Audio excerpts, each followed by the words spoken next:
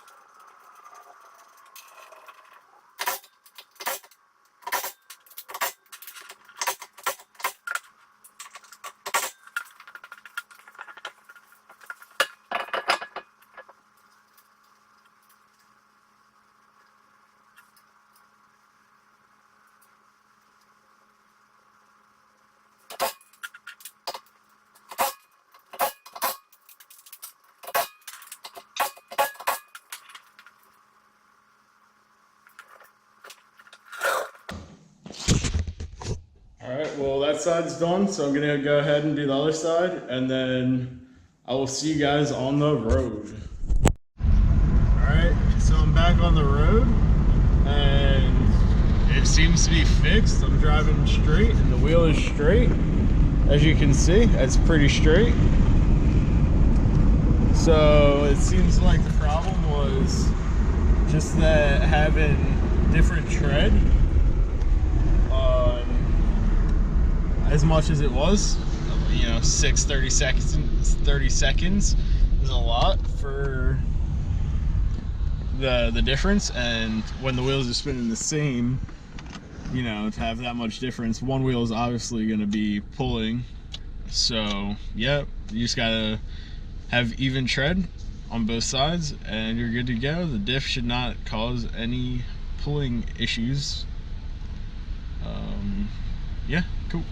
Later. Alright guys, it's gonna be it for this video. I had a few more things I wanted to do today. Unfortunately ran out of time. I have my list right here. So I got the steering angle done. In the back I get it clicking sometimes when I start rolling, or just random times. And then I want to check the oil and the clutch fluid. It's been a while. I'll probably do an oil change soon.